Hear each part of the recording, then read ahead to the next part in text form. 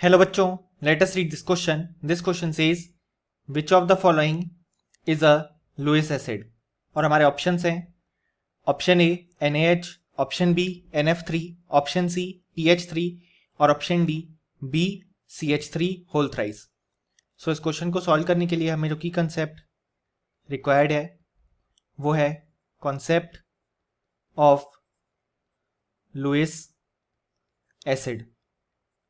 सो अगर हम देखें तो लुईस एसिड वो स्पीशीज होती है जो कि एक्सेप्ट कर सकती है लोन पेयर ऑफ इलेक्ट्रॉन्स.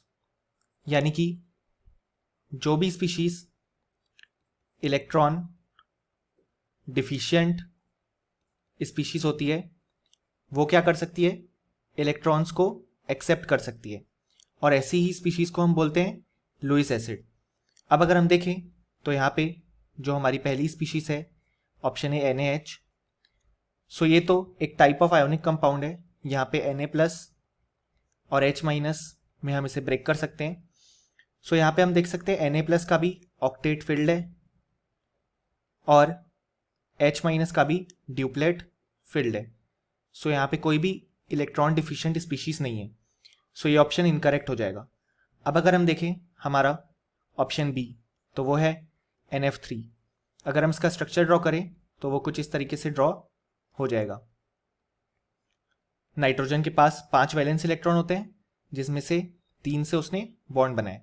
सो यहाँ पे अगर हम देखें number of electrons on nitrogen तो वो हैं इक्वल टू 2 जो लोन पेयर से है और 6 जो कि थ्रू कोवेलेंट बॉन्डिंग शेयर होके आए. यानी कि अभी उसके पास 8 इलेक्ट्रॉन है. यानी कि इसका जो ऑक्टेट है वो कंप्लीटली फिल्ड है. यानी कि इसके पास कोई भी डिफिशियंसी नहीं है इलेक्ट्रॉन की. सो इसलिए ये भी एक लुईस एसिड की तरह एक्ट नहीं कर पाएगा. अब अगर हम हमारा ऑप्शन सी देखें तो वो है PH3. सो PH3 का स्ट्रक्चर हम कुछ इस तरीके से ड्रॉ कर सकते हैं PH एंड यहाँ पे लोन पेयर. क्योंकि फॉस्फोरस भी नाइट्रोजन फैमिली का ही होता है सो उसके पास भी 5 वैलेंस इलेक्ट्रॉन प्रेजेंट है. सो यहाँ पे हम देख सकते हैं जो फॉस्फोरस है उसका भी ऑक्टेट कंप्लीटली फिल्ड है. क्योंकि यहाँ पे हम देख सकते हैं लोन पेयर से 2 और बॉन्डिंग से 6 यानी कि टोटल 8 इलेक्ट्रॉन्स प्रेजेंट है वैलेंस शेल में आफ्टर बॉन्डिंग विद हाइड्रोजन. यानी कि इसका ऑक्टेट कंप्लीटली फिल्ड है. सो ये भी कोई भी इलेक्ट्रॉन एक्सेप्ट नहीं करेगा. सो ये भी लुईस एसिड की तरह एक्ट नहीं कर सकता. अब अगर हम देखें हमारा ऑप्शन डी तो वो है BCH3 होल थ्राइस. सो इसको हम कुछ इस तरीके से ड्रॉ कर सकते हैं बोरॉन से अटैच्ड 3 मिथाइल ग्रुप. सो यहाँ पे अगर हम देखें तो बोरॉन के जो वैलेंस इलेक्ट्रॉन होते हैं वो होते हैं 3. क्योंकि हम जानते हैं कि बोरॉन का जो कॉन्फ़िगरेशन आता है वो आता है 1s2 2s2 2p1. यानी कि 3 वैलेंस इलेक्ट्रॉन प्रेजेंट हैं. यहाँ पे अगर हम जब उसने बॉन्डिंग की तो नंबर ऑफ इलेक्ट्रॉन्स काउंट करें तो हम देख सकते हैं यहाँ पे 2, यहाँ पे 2 और यहाँ पे 2. यानी कि जो नंबर ऑफ इलेक्ट्रॉन्स हैं वो हैं 6 electrons.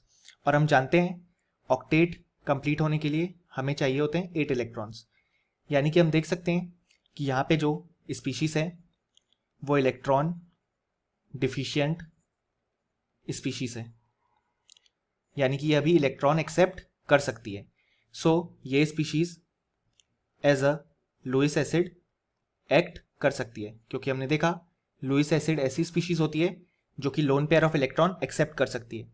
So lone pair of electron कोई स्पीशीज तब एक्सेप्ट करेगी जब वो खुद डिफिशिएंट हो, जो कि यहाँ पे ये वाली स्पीशीज है. सो जो हमारा ऑप्शन डी है वो बिल्कुल करेक्ट हो जाएगा. अब अगर हम देखें तो हमसे जो क्वेश्चन पूछा गया है कि इसमें कौन सा लुईस एसिड है तो इसका करेक्ट आंसर हो जाएगा ऑप्शन डी. और फाइनली हमें लिख भी सकते हैं कि इस क्वेश्चन का जो करेक्ट आंसर है वो है option D. Hope you understood it well. Best of luck.